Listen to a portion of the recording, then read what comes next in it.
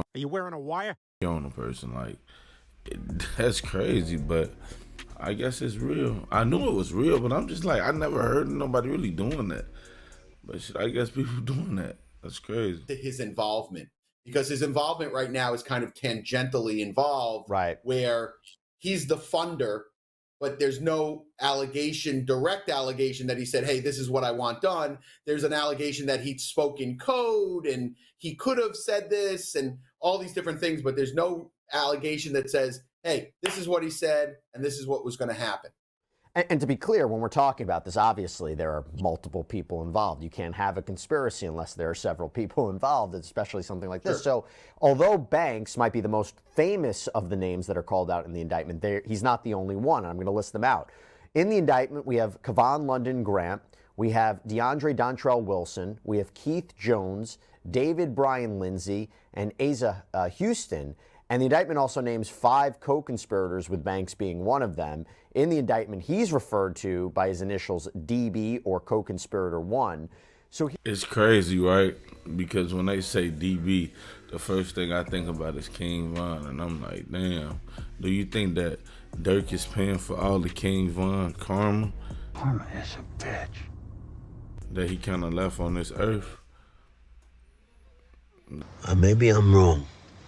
That's just me just throwing a theory out there. But that's crazy, man. For them to get Durk, they have to have a lot of information, man. I'm telling you, they have to have a lot of information. Somebody really close had to get out on him, because I'm like, damn, they ain't give him no warning, no sign, no publicity, no nothing. Come here, you just see this motherfucker in jail. I'm in jail. Really? I'm in jail. It's like, damn, they got his ass, because the feds, when they come, they coming. Trust me, they coming. Here's a little bit of background on this case, and it really starts in 2020, because that is when Banks was with his friend and fellow Chicago rapper King Von at an Atlanta nightclub. And Von had apparently... I wasn't there. He wasn't there. And neither was anybody else. And from what I heard, Lil Durk wasn't at the club either when King Von died. You think he wouldn't have got shot or been in the fighting too? But I guess they just journalists, so they probably don't know too much. Maybe I don't know too much shit. Maybe he was there. Shot King Von, killing him. Now, authorities say that Banks and his rap collective, OTF, the one that I mentioned, they wanted retribution. They wanted payback. So he allegedly made it known that he would pay a bounty for anyone who killed Rondo, who's, by the way, his real name is Taekwon Bowman. Now, in the court documents, he's named as TB. I know there's a lot of different names here, but stick with me. We're going to try to make sense of this. So investigators say that in 2022, so this is 2 years after that Atlanta shooting of King Von, a plan came together to kill Bowman. The criminal complaint that was filed against Banks includes an affidavit from an FBI agent, and she gives her summary of probable cause. The affidavit reads in part, quote, Banks is the leader of the Chicago-based rap collective known as Only the Family, or OTF.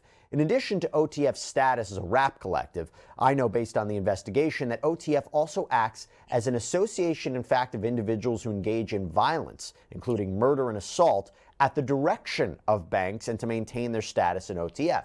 For example, based on evidence collected during the investigation, including the interview of one of witnesses, I know that Banks put a monetary bounty out for an individual with whom Banks was feuding named TB. And then there's a footnote at the bottom of that page that reads, due to serious safety concerns, this affidavit does not provide the identity of these witnesses.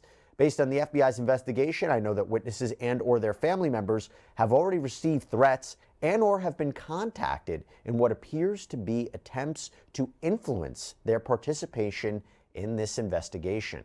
What do you make of that, Bradford? So it's basic. You know, like a lot of these allegations, you can almost take each one of these and put them into every case that we've seen as of late, where witnesses are either contacted or witnesses are offered a monetary amount not to testify.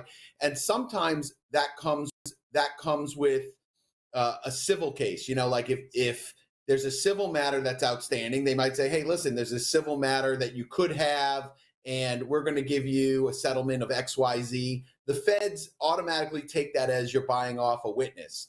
So it just depends on the facts of those circumstances. Like, I've seen it many times where the feds read into it differently than you would if you just read it yourself, wherein people are trying to be influenced. A friend of a friend might contact you and say, like, hey, listen, this isn't a good idea to be a witness in a federal case.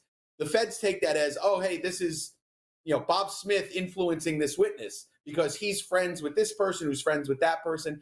A lot of times that doesn't shake out the way that they put it in the indictment. And they put that in the indictment specifically for bond purposes, right?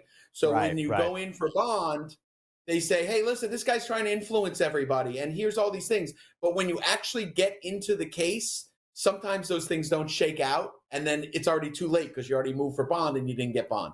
That's the same thing that's happening with Sean Combs. I mean, well, that's Correct. A little different because he's not charged specifically with obstruction, but it's part of the racketeering count. I read this indictment. I didn't see anything that Lil Durk is charged specifically with obstruction or witness tampering. It's more the conspiracy. There's also federal weapons charges. So does that give you pause too, that he's not, I mean, again, maybe I'm wrong, that he wasn't directly charged with anything like witness tampering, obstruction?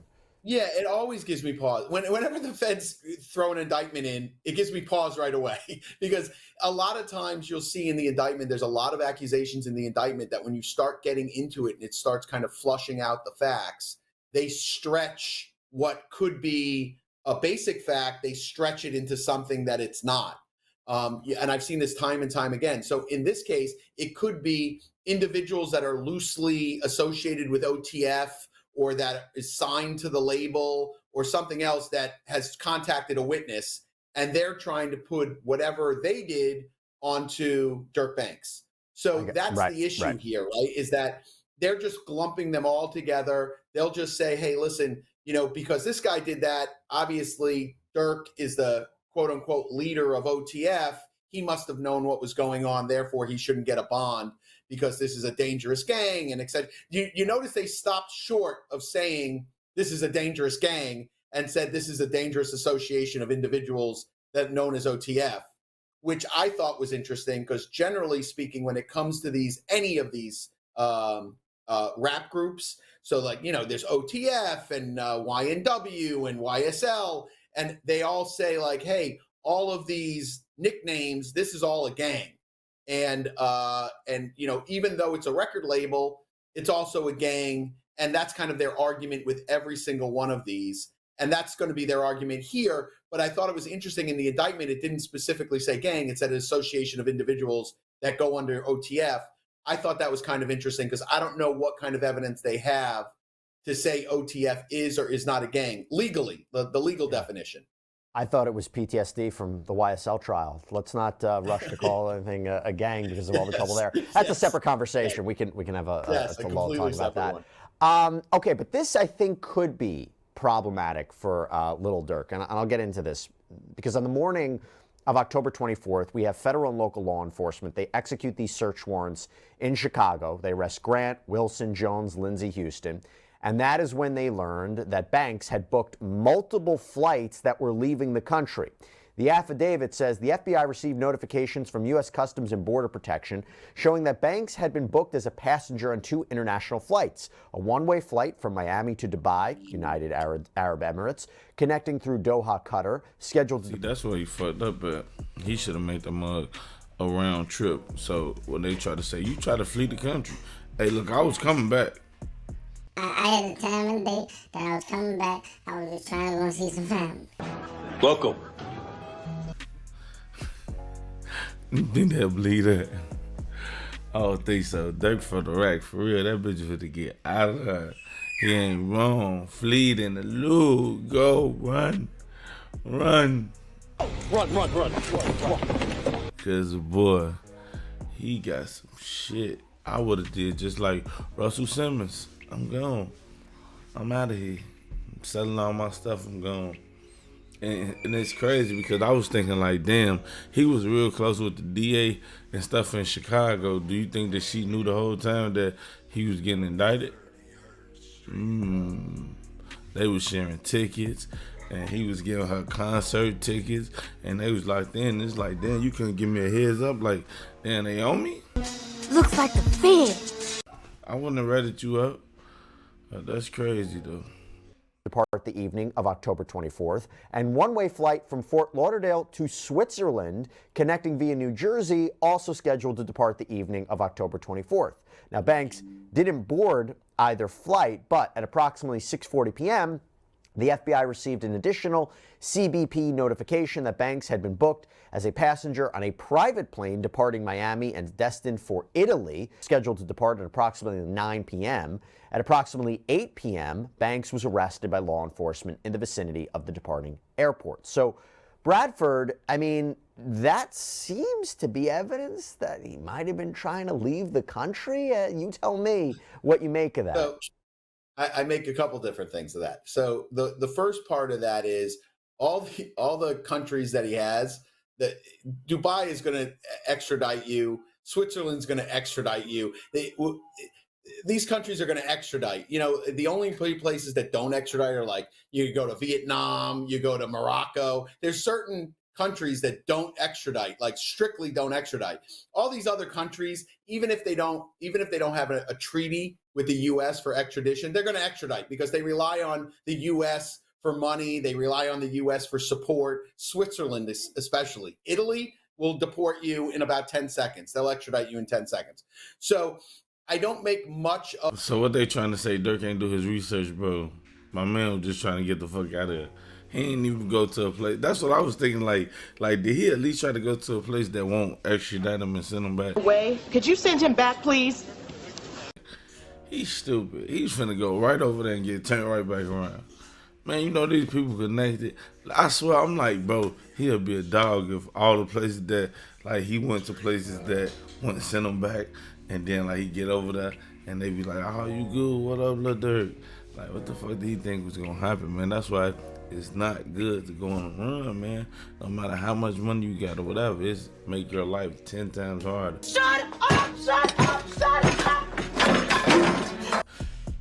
Just get the shit over with. But if it's a body like this, I'm gone. I ain't gonna lie. I'm out of there. I ain't fucking with it. Of whether or not he was going to escape and flee the country, I think more than likely, and sometimes this happens, when it was unusual that there were so many booked, right? What's not unusual is sometimes where an individual doesn't know whether or not there's a warrant out for their arrest. And I've seen this before happen in the past, where some associates get arrested. And in order to see whether or not they have a warrant, because that's not public knowledge, whether or not they have a warrant, they'll book an international flight and it'll red flag them. And then they'll get a call from the FBI or their lawyer will get a call and they'll say like, hey, your client's red flagged. They're trying to leave the country. Just so you know, they're under investigation or XYZ. And you find out information you wouldn't necessarily find out. Now, I don't know if that's the case here because there were so many that were booked, but I have seen that before in the past where a client will call me and say like, hey, Bob Smith got arrested. Can you check if I have a warrant? We can't check if there's a warrant. Oh, no one tells us there's a warrant. So just to be clear about that, so you're saying instead of, they didn't have an option where he calls his lawyers and say, hey, can you check with the feds to find out if there's a warrant out for my arrest? That wouldn't work. So you're saying this is a way for him to find out, hey, am I in trouble? I'm going to book these flights and see if they get flagged. Sure. And it's happened before. Now, the difference here is there's so many flights. You know, there's 2 or 3 flights that were booked. That's the weird part of it.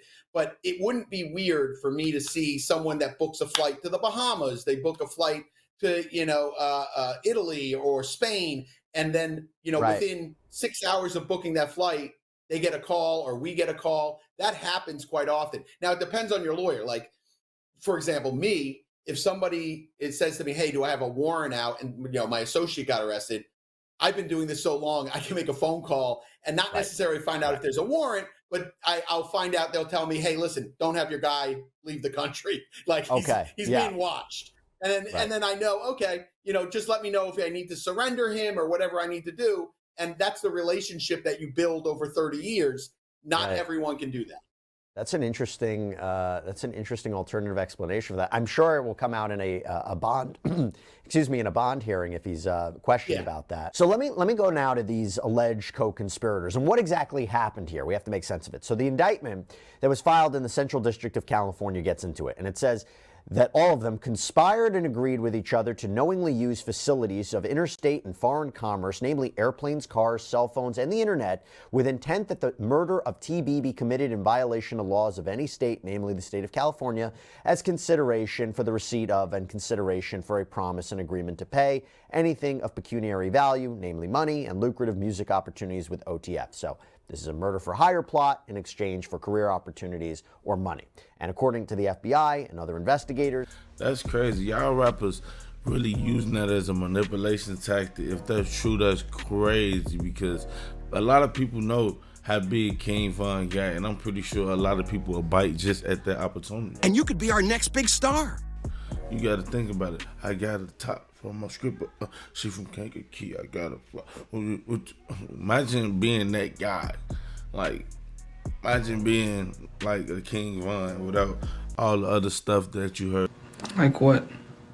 Killings, murders. But just a person who came from nothing and got big opportunity. What? I might. Put your hand down. Boy, I'll go crazy. But me personally, I'm not trying to do life in jail, so on another note. You're not about that life. Banks was the one who put out this call for a bounty. And then he got word that his apparent target, Bowman, was going to be visiting Los Angeles. So authorities say they have proof that Banks and or OTF provided the funds for 5 people to fly from Chicago to San Diego and then apparently drive to Los Angeles, with the plan being to kill Mr. Bowman. The indictment lays out what we call overt acts that they say this group committed in furtherance of this conspiracy. You can't just have an agreement. You have to have overt acts, overt steps that were taken to actually commit this crime. And the apparent proof ties it back to all the defendants. For example, one overt act says, on August 18th, 2022, co-conspirator 1 texted co-conspirator 3, "Don't book no flights under no names involved with me." So again, that's allegedly Lil Durk writing that. There are text messages between 3 of the defendants showing that they had the same airline ticket information. One of them also messaged someone on Instagram to say, "On my way to LA." And it's also being reported that Banks himself allegedly flew to Southern California on a private plane, was staying at a hotel in the San Fernando Valley, and authorities say they have camera footage that puts him there. Grant, who was alleged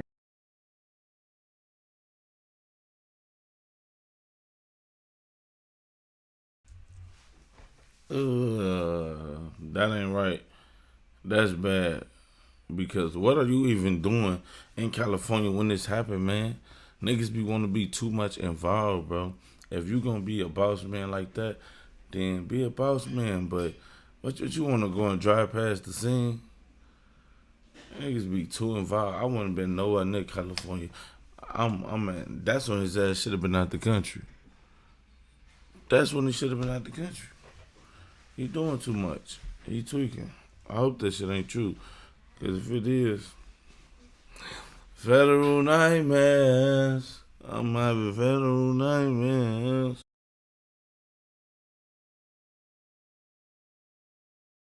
allegedly a top OTF associate, bought ski masks, got cars, then gave 3 people guns, including one that had allegedly been converted into a machine gun. This is a federal crime. This is what prosecutors are alleging Grant did. And the indictment says that 6 people total. They traveled in 2 cars to the hotel in downtown LA where Bowman was supposedly staying. They allegedly started following Bowman, who was in a black Escalade with his cousin, Savia Robinson, known as SR. The indictment includes photos from a traffic camera showing the white Infiniti the suspects were in, seemingly following the black SUV. And the indictment says that the suspects then followed the Escalade to a Beverly Hills gas station, parked in an alley. And the indictment reads, on August 19th, 2022, at the Beverly gas station, the defendants Jones and Lindsay and co-conspirator 2 used the firearms procured by defendant Grant, including the fully automatic firearm, to shoot at TB's car, striking and killing SR, who was standing next to TB's car while TB. I didn't know his name to be SR, but I did know his name to be Lil Pap. You could tell they got sprinkles of things correct, but they not really in the mix. But yeah, that's fucked up. And I think that co-conspirator 2 may be OTF Jam. What if that's OTF Jam? That'd be crazy. That's not me, guys. That's not me. Crazy, crazy, crazy. If co-conspirator 2 was OTF Jam, he went on the hit, then told. That was a nasty piece of work. Was inside. And the images below show defendants Jones and Lindsay and co-conspirator 2 firing their guns at TB's black Escalade. So we have the death of SR. TB survived this attack. And the filing includes surveillance photos of what prosecutors say are the suspects appearing to fire guns towards the gas pumps. And you can see it's daylight in these photos at a gas station in the middle of... Well, yeah, man, I'm going to put the link in the description. Let y'all check out the rest of the video. It's your boy, Schoolie. It's just Schoolie. Make sure you like, share, subscribe. And I'll see y'all at the next video. All aboard! Natural born hustler!